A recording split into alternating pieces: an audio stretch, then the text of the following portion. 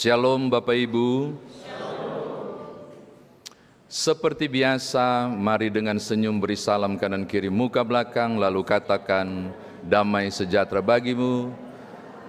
Teman-teman audio, soundman, tolong dikasih gede mic ini, tapi bagian low atau bass diturunkan.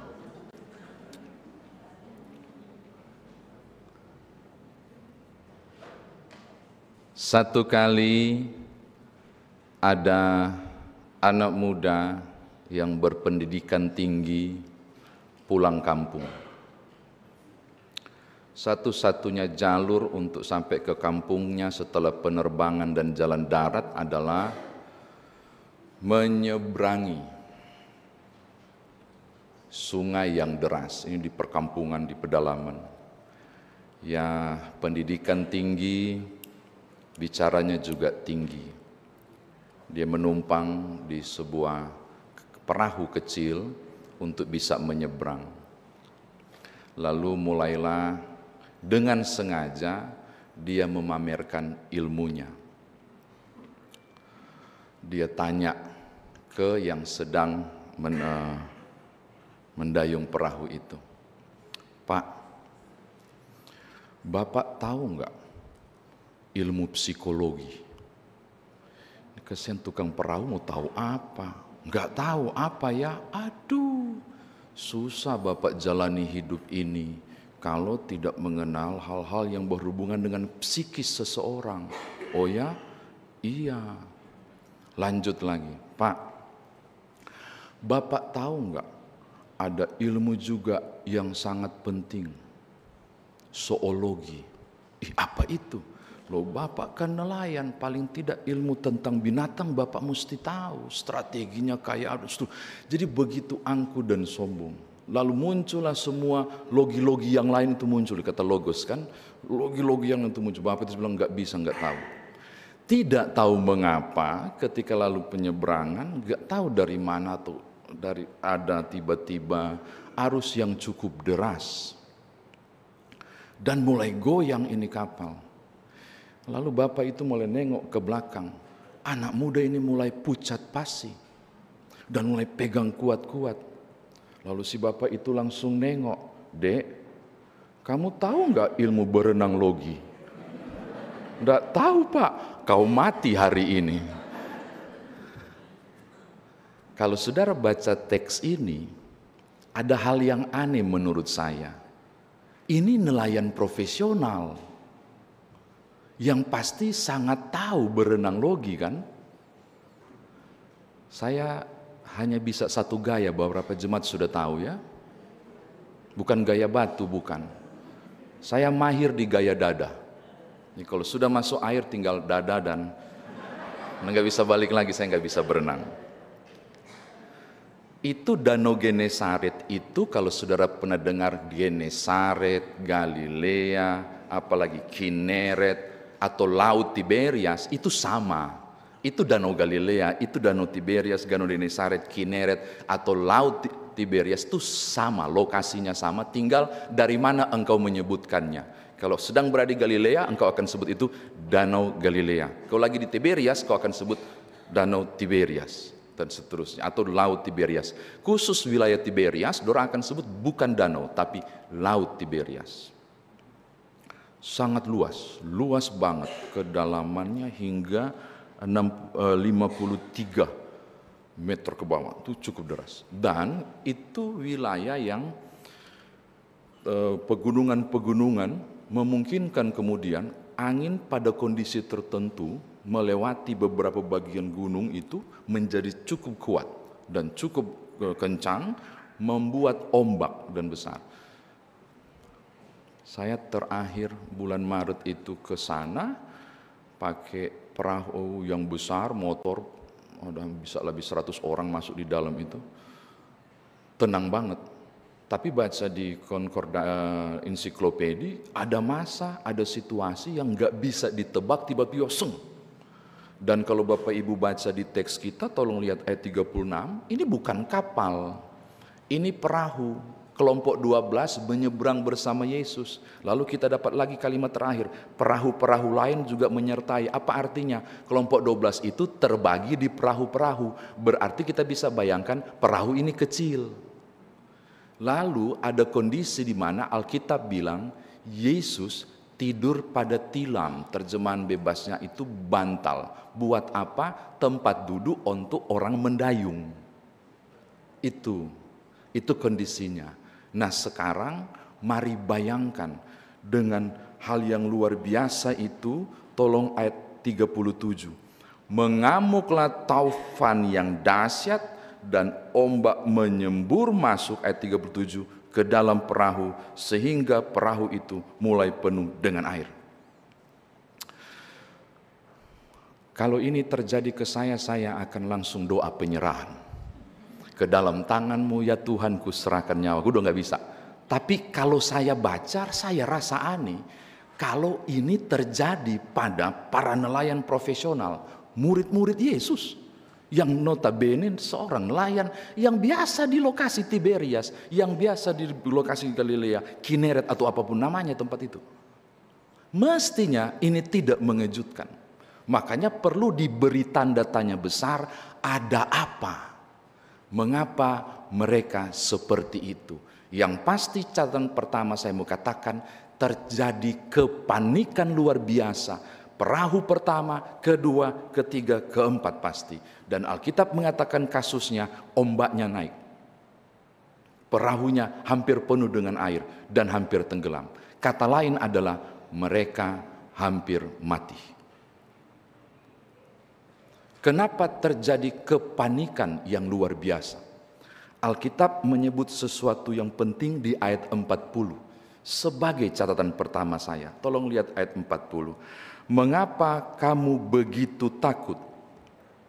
Deilos itu terjemahkan dengan kata ketakutan, kengerian yang luar biasa. Kengerian yang luar biasa. Itu bukan deilos tapi Phobos. Pernah tahu kata fobia? Orang fobia, takut lihat air dan seterusnya.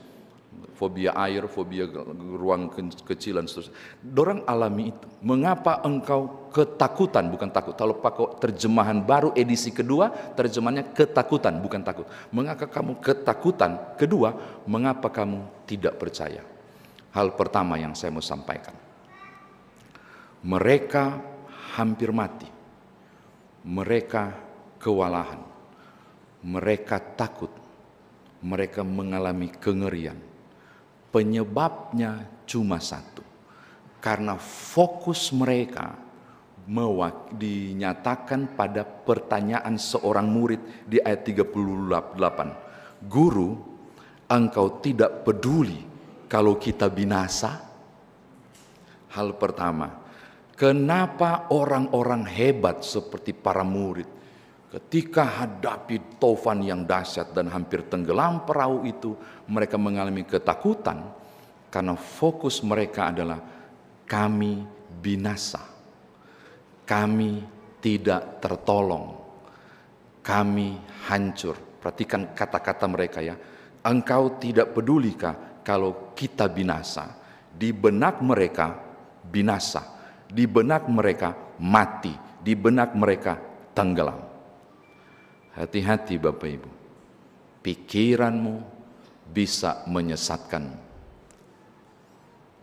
Berpikir negatif langsung kehilangan kendali pada psikis itu, kehilangan kendali pada untuk menahan rasa takut, kehilangan kendali untuk Yesus bilang ayat 40, belajar percaya. Ketika fokus pikiran udah dibebani dengan mati, binasa, tenggelam, tidak akan tertolong, habis kita. Fokusnya di situ. Jadi lunturlah keberanian mereka, berubah menjadi ketakutan, dan lunturlah iman mereka, berubah menjadi tidak percaya. Ini catatan pertama. Yang kedua, Bapak Ibu Saudara, mestinya karena mereka hari-hari dengan Tuhan Yesus, mestinya karena mereka makan minum dengan Tuhan Yesus, dan mengalami banyak mujizat yang luar biasa, seharusnya ketakutan itu dialihkan dengan memandang sosok yang sedang berbaring, pakai bantal tempat duduk penggayung untuk bilang, amanlah, amanlah jiwaku, karena Sang Halik lagi tidur di situ. Ini enggak terjadi. Hal kedua saya mau katakan, ketika orang tidak fokus pada Sang Pengendali badai, Sang Pencipta dan Pereda badai, Sang Halik semesta, dia tidak akan memiliki keberanian dan keyakinan percaya. Fokusnya pada masalah, tidak dialihkan fokus kepada Sang Halik. Lagi tidur di situ. Lagi bersama dengan mereka di perahu. Mereka tidak membangun energi dalam diri dan mengubah perkataan sambil berkata, kau memang takut nyoman, tapi ingat baik-baik, Yesus Kristus lagi di situ. Aman kok, aman, dia lagi di situ. Enggak ke situ mereka. Mereka tidak teralihkan. Mereka sibuk melihat betapa banyak ombak masuk dan kelabakan untuk mengeluarkan. Mereka tidak menyaksikan sosok Almighty God lagi di situ. Saya mau katakan poin kedua. Orang yang tidak fokus kepada Tuhan, kesulitan untuk mengumpulkan keberanian hadapi persoalan, juga keyakinan percaya untuk bertahan. Kalau cuma fokus pada masalah. Ini hal yang kedua. Yang ketiga Bapak Ibu, yang tidak kalah pentingnya mestinya menjadi keterkejutan luar biasa. Ketika dengan begitu penuh wibawa, saya lagi bayangkan Tuhan Yesus tiba-tiba bangun. Mohon maaf ya, andai kata Bapak Ibu nanti baca mundur-mundur ke belakang, saudara akan menemukan kelelahan dahsyat. Jadi Injil Markus menyampilkan sisi manusiawi Yesus, Tuhan Yesus, dan sisi keilahian Tuhan Yesus. Di kondisi mengajar luar biasa melelahkan, dia bilang, kita nyebrang yuk, dari barat ke timur kita nyebrang yuk. Kelelahan saya, lagi sedang kelelahan dan terbaring tidur. Dari sisi kemanusiaan ya, jangan ada yang bilang, Tuhan kok lelah. Udah aku repot menjelaskan ke Bapak Ibu karena dua tabiat Kristus kan, manusia dan ilahi. Tapi kita nggak bicara soal kristologi di sini kan. Nanti bilang logi lagi, muncul lagi logi yang lain. Tapi nggak, kita fokus dalam lagi tidur. Andai kata sayang Tuhan Yesus, itu mungkin saya bangun baru tampilin orang bolak-balik pambodo nih, hari-hari dengan saya, mungkin gitu kali. Saking lelahnya dan baru-baru nggak percaya, gue kan di sini enggak. Dia berdiri loh dalam wibawanya dan cuma langsung nunjuk gini mungkin. Saya lagi goyang-goyang begini. Diam, reda, seng. Merinding, saya sambil ngomong merinding. Wow, penguasa dunia untuk soal badai kecil banget untuk ditenangkan. Dan saudara tahu reaksi yang muncul dari para murid ketika lihat itu ayat 41. Mestinya mereka langsung worship atau tunduk menyembah. Mestinya kalau secara logis dan rohani mereka sama-sama sekian tahun dengan Yesus langsung wow, kami memuji mengagungkan. Enggak, justru muncul kata deilos tadi, mengalami takut yang besar dan katakan, siapa orang ini? Masih nanya, siapa orang ini? Badai pun tunduk padanya. Bapak Ibu, kalau ngomong di mimbar begini enak banget untuk salahkan murid-murid ini pambodo, nggak ngerti. Tapi saya coba masuk ke soal rasa para murid. Mungkin bukan cuma bertanya kalau saya yang jadi para murid, bukan cuma berkata siapa dia ini, bukan. Mungkin saya langsung terjun ke dalam air, mungkin kan. Gak bisa Bapak Ibu menghadapi kemuliaan, menghadapi keagungan. Engkau tidak layak. Beneran, Maka rasa takut di sini bukan ketakutan yang bilang kebodohan, bukan. Rasa kagum yang hanya bisa diucapkan dengan tanda tanya. Siapa dia ini? Walaupun mereka tahu ini Tuhan, tapi siapa? Jadi apa yang saya bilang? Rasa kagum dibarengi takut dan rasanya ingin kabur dari perahu itu. Karena dialah Tuhan, dialah pribadi agung yang ada di perahu. Poin ketiga mau bilang ini. Nanti sodapa mujizat baru bisa bikin pengakuan. Nanti sudah dapat sesuatu yang hebat dari Tuhan, baru worship. Nanti sudah menikmati sesuatu yang dahsyat, baru bilang Tuhan itu baik. Sebelumnya lu tega bener, kami mau binasa, bangun. Tapi setelah menghadapi sesuatu yang besar dari Tuhan, baru kemudian puji Tuhan dan agungkan. Saya mau bilang, kondisi para murid ini mewakili saya dan Bapak Ibu. Yang kalau gentar pertanyakan Tuhan. Kalau dapat berkat baru terima kasih Tuhan. Syukur-syukur bisa terima kasih. Kadang lupa dan bilang syukur ada saya dan bukan ada Tuhan. Ini loh, ini yang terjadi di perahu itu. Saya kira demikian firman Tuhan ditafsirkan bagi kita. Sekarang bagaimana Bapak Ibu dan saya bawa firman Tuhan ini dalam hidup beriman kita. Yang pertama, adakah saudara sedang berada di posisi pelayaran kehidupan? Karena bagi saya hidup juga adalah pelayaran. Kadang suasana lautnya itu tenang. Ditanya Opa Eli paling tahu tuh. Dulu masih dinas tuh di air-air. Kadang tiba-tiba tak terbaca cuaca, badai. Ada saudara yang menghadapi sedang hadapi kondisi ini. Ada berita baik untuk Bapak Ibu. Bukan soal besar tidaknya badai atau hampir tenggelam saudara. Bukan soal aku hampir binasa dan tidak sanggup survive lagi. Bukan itu persoalannya. Persoalan penting yang jadi fokus saya dan saudara. Apakah Tuhanmu ada di perahu kehidupanmu? Kalau engkau percaya Tuhanmu ada, katakanlah sambil bercermin bangun pagi dan senyum, aman, tenanglah jiwaku, Dia ada untukmu. Amin. Karena pentingnya Bapak Ibu dan saya bukan soal bagaimana, tapi soal keyakinan adalah prasyarat saya bisa sampai ke seberang cuma satu. Sang nahkoda agung itu ada di perahuku. Sang penolong itu ada di situ. Dan dia tidak terlelap dan tertidur membiarkan aku binasa. Ini konsep Bapak Ibu. Menjalani kehidupan mulai dengan iman itu. Binasa saya. Udah nggak bisa anak-anak ini. Nggak bisa diatur, saya nggak tahu masa depan mereka kayak apa. Adakah di antara saudara berpikir begitu? Oke, bisnis ini sudah kelihatan nggak membaik.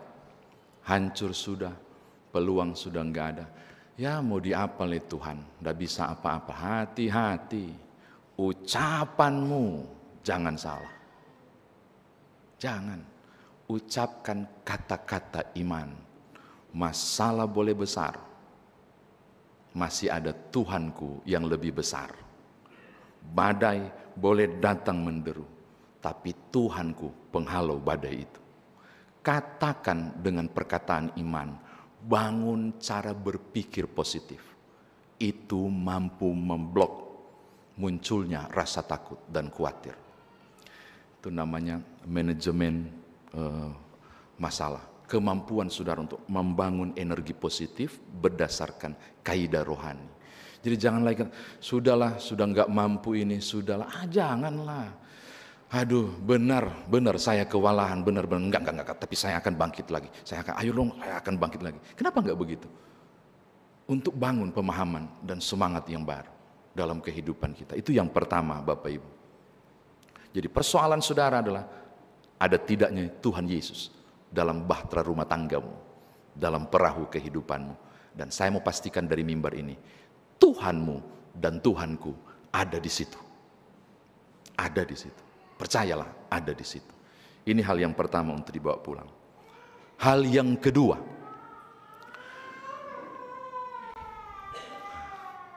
ini siapa kesian yang nangis?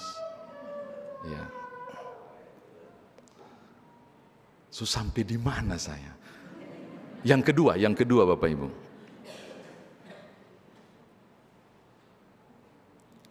Bapak Ibu punya pilihan untuk melihat, fokus pada badai, fokus pada taufan, atau kemudian melirik pada pribadi yang besar.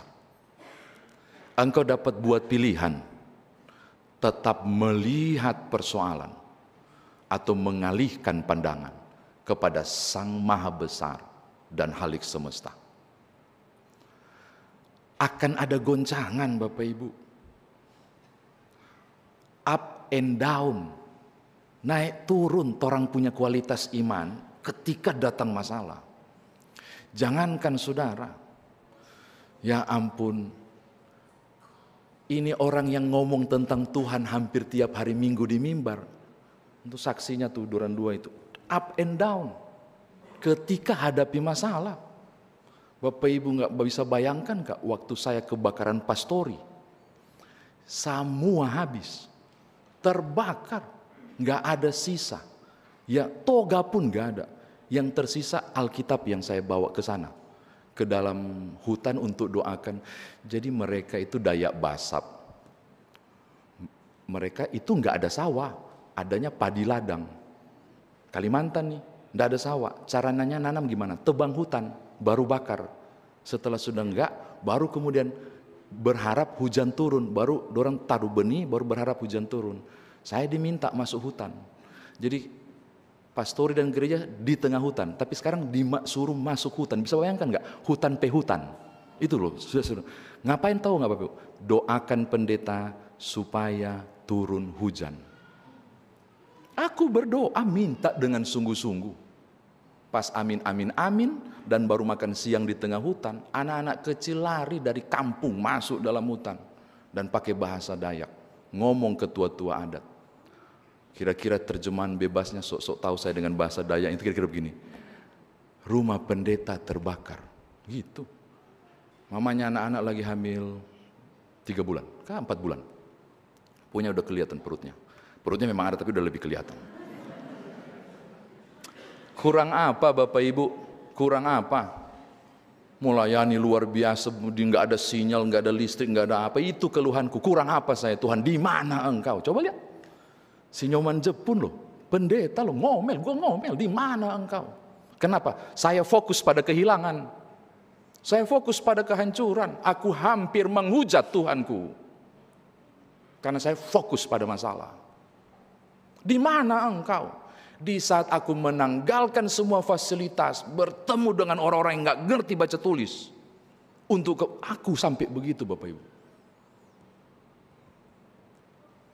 Dan hari ini saya mau bilang, kegagalanku jangan menjadi kegagalan saudara. Jangan fokus pada masalah, fokus pada Tuhan. Syukur bahwa waktu kebakaran, istriku ikut aku masuk hutan. Kalau tidak, kan harusnya begitu cara berpikir. Puji Tuhan, yang hancur terbakar cuma benda-benda.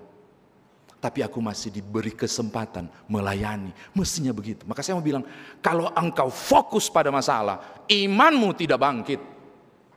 Engkau akan hancur menghadapi persoalan. Tapi kalau kau fokus pada Tuhanmu, sebesar apapun masalahmu, engkau mampu menyeberang hingga tuntas dan menyelesaikan hingga menjadi pemenang. Amin. Itu loh aku dengan semangat mau bilang, karena kehancuranku dulu mestinya tidak jadi kehancuran saudara. Perspektifnya mesti diubah, cara pandangnya mesti diubah. Tuhanmu tidak pernah mengecewakan engkau. Poin ketiga, walaupun Tuhan Yesus marah-marah, tolong lihat marah-marahnya sangat penting. Mengapa kamu begitu takut? Mengapa kamu tidak percaya? Iman itu bukan percaya. Nanti buka Yakobus, saudara akan menemukan. Iblis pun percaya pada Allah, dan mereka takut dan gentar. Kalau iman cuma sekedar percaya, maka Bapak, Ibu, dan saya kurang lebih setan, sama. Karena setan pun percaya pada satu Allah dan mereka takut dan gentar. Alkitab bilang begitu.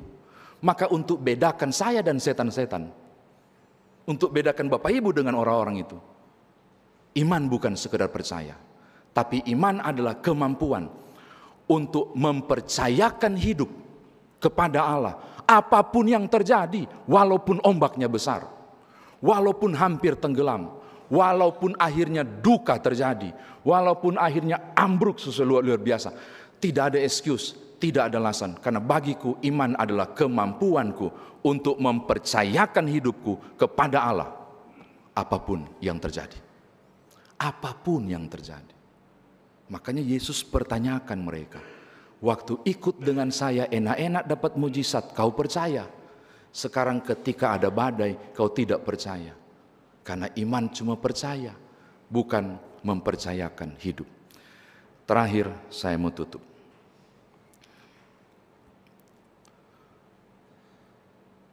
Oh lupa ya, ini kita bikin tematis untuk pengadaan aset ini gara-gara kebakaran lagi udah lupa. Ini juga kondisinya Bapak Ibu ya. Kita juga punya tantangan ke depan di Bahtera GPIB Karis untuk pengadaan aset. Saya nggak bilang badai sih, angin topan enggak. Yang tantangan yang terbesar adalah kayaknya tenggelam deh. Lebih besar pasak daripada tiang. Pendapatan kita jauh lebih kecil dibanding dengan tidak mungkin lah, impossible lah, mustahil lah. Mari beri koma. Selama yang kendalikan Bahtera ini Tuhan Yesus, tidak ada perkara yang mustahil. Mana ini panitia-panitia aset nih? Ada dua orang nggak? Tolong angkat tangan dong. 1, 2, 3, tuh dorong tuh Bapak Ibu. Nggak mudah loh. Pak Budi kok selalu komunikasi. Kok belum bertambah ya Pak Pendeta jumlah saldo? Saya bilang, PH sampaikan, saya bilang bercanda. Mungkin Tuhan mau curahkan langsung tumpah-tumpah ini. Yang 3 itu. Mungkin kita nggak tahu. Mari berpikir positif. Pekerjaan ini bukan punya kita. Pelayanan ini bukan punya kita, ini punya Tuhan. Pasti ada cara, pasti ada orang yang mengambil gayung untuk keluarkan airnya. Pasti ada yang ambil ember yang Tuhan utus untuk kemudian mengosongkan perahu dari air yang begitu banyak. Saya tidak tahu, tapi yang pasti selalu ada. Tadi saya bilang terakhir ya, ini terakhir sekali. Bapak Ibu, dengarkan. Kadangkala Tuhan meredahkan badai untuk menolong hambanya. Tetapi kadangkala Tuhan tetap membiarkan badai mengamuk supaya hambanya tetap berpaut padanya. Tujuannya sama, tetap menolong hambanya. Mungkin badai saudara reda, mungkin masih mengamuk, tapi dia masih ada di situ untuk menguatkan dan menopang. Tuhan berkati Bapak Ibu, haleluya, amin.